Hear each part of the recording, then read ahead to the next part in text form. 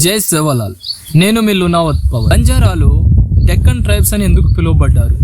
ఆదివాసీ సహోదరుల జనాభా central India, Madhya Pradesh, ఒడిస్సాలో ఎందుకు ఎక్కువగా ఉంది? అస్సాం, యూపీలోని జిల్లాలలో వీరిని ఎస్టీలో ఎందుకు కలపలేదు? తెలంగాణలోని ఉత్తర భాగం, తూర్పు భాగంలో వీరు ఎందుకున్నారు? బంజారాలలాగా మొత్తం తెలంగాణలో ఎందుకు లేరు? బంజారాల యొక్క జనాభా డెక్కన్ పీఠభూమిలో ఎందుకుంది? అసలు బంజారా అంటే డెక్కన్ పీఠభూమి, డెక్కన్ పీఠభూమి అంటే బంజారా అనే కాన్సెప్ట్ ఎలా వచ్చింది? పిహెచ్డి స్కాలర్స్ బంజారా డెక్కన్ పీఠభూమిలో వ్యాపారము అనే కాన్సెప్ట్ మీద వాళ్ళు పరిశోధన ఎందుకు చేశారు? సో దీనికి మీరు సమాధానం తెలుసుకోవాలంటే ఈ వీడియో ఖచ్చితంగా చూడండి. సెంట్రల్ ఇండియా, డెక్కన్ పీఠభూమి రెండు వేరు వేరు ప్రాంతాలు అన్న విషయం మీరు తెలుసుకోవాలి. సెంట్రల్ ఇండియా బ్రిటిష్ వారి కంట్రోల్లో ఉంటే ఈ డెక్కన్ పీఠభూమి అధిక భాగం వచ్చేసి మన నిజాం గారి కంట్రోల్లో ఉండేది. సో బంజారాలు అత్యధికంగా ఈ డెక్కన్ పీఠభూమిలో ఉండేవారు. సెంట్రల్ ప్రావిన్స్ అయిన ఈ మధ్యప్రదేశ్, తూర్పు మహారాష్ట్ర, ఒడిస్సా ఈ రాష్ట్రాలలో గొండ్వానా రాజ్యం వెలిసింది. అనేక రాజులు, రాణులు, అసలు ఎంతో గొప్ప చరిత్ర అన్నమాట మన ఆదివాసీ సహోదరులది. అక్కడ వాళ్ళ జనాభా కూడా ఎక్కువ ఉంటుంది. అయితే వారు కొంతమంది ఉత్తరప్రదేశ్, కొంతమంది అస్సాంలలో కూడా వీరు వెళ్ళినట్టు చెబుతుంటారు. కాబట్టి అక్కడ వారు స్థానికులు కాదని వాళ్ళని ఎస్టీలో చేర్చలేదు.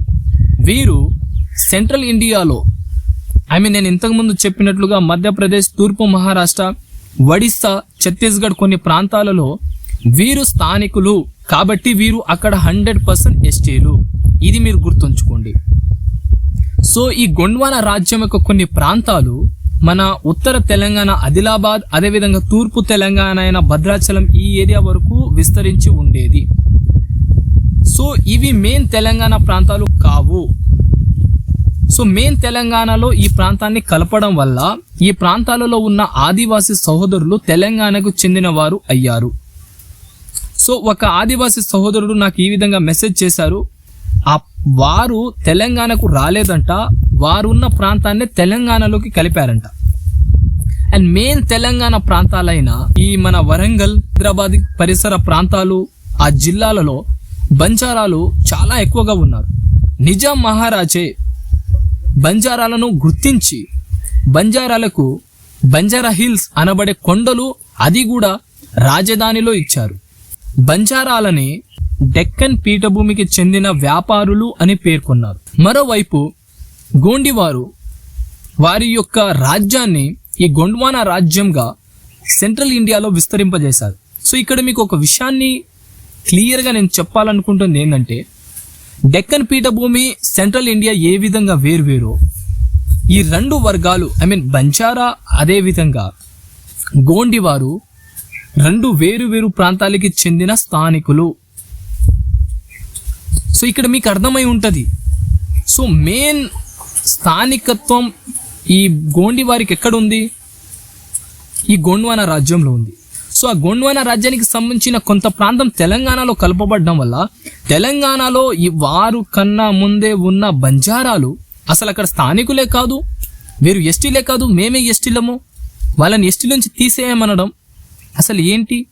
అసలు ఏమైనా పాయింట్ ఉందా? అసలు ఆ ఆర్గ్యుమెంట్, ఆ కేసుకి ఏమైనా ఇది ఉందా? నాకు అర్థం కావట్లేదు. మీకు అర్థమైతే నాకు కామెంట్ పెట్టండి.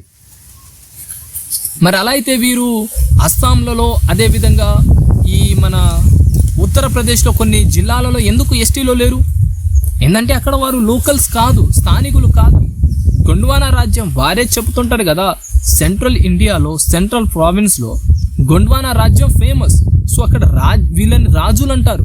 బంజారాలు తెలంగాణలో ఎస్టీలుగా ఉండడం కరెక్ట్ కాదు అని వీరు చెప్పే వాదన అసలు పాయింట్లెస్. వీరు ఇంకో మాట కూడా అంటారు, అసలు బంజారాలని బీసీలో కలపాలి. అసలు నేను నా ఇంతకు ముందు వీడియోలో చెప్పినట్లుగా బంజారాలు ట్రైబ్స్, వాళ్ళు క్యాస్ట్ కాదు, హిందూస్ కూడా కాదు. హిందూకు సంబంధించిన క్యాస్ట్ సిస్టంలో వీళ్ళని ఎలా కలుపుతారు? ఒక ట్రైబ్ని క్యాస్ట్ అని ఎలా పిలుస్తారు? సో ఆదివాసీ సహోదరులారా, మీరు కామెంట్ చేయండి ఈ విషయం మీద. మహారాష్ట్ర నుంచి తెలంగాణకు వచ్చారు అని మీరు అంటున్నారు. సరే, నేను ఒప్పుకుంటా, నేను కాదనట్లే. కానీ మీకన్నా ముందే ఇక్కడ వారి ప్రజెన్స్ ఉంది, అది తెలుసుకోండి మీరు. సో డెక్కన్ పీఠభూమి అస్సలు ఈ తెలంగాణ ఎవరి చేతిలో ఉండే? నిజాం మహారాజు. అలాంటి నిజాం మహారాజే ఇక్కడ గుర్తించారు మమ్మల్ని ట్రైబ్స్గా. సో మీరు స్వతంత్ర పోరాటం చేశారని చెప్తున్నారు, కానీ మీరు నిజాంకి వ్యతిరేకంగా పోరాడారు. సో మీ యొక్క స్వతంత్రం కోసం పోరాడారు, కానీ దేశం కోసం కాదు.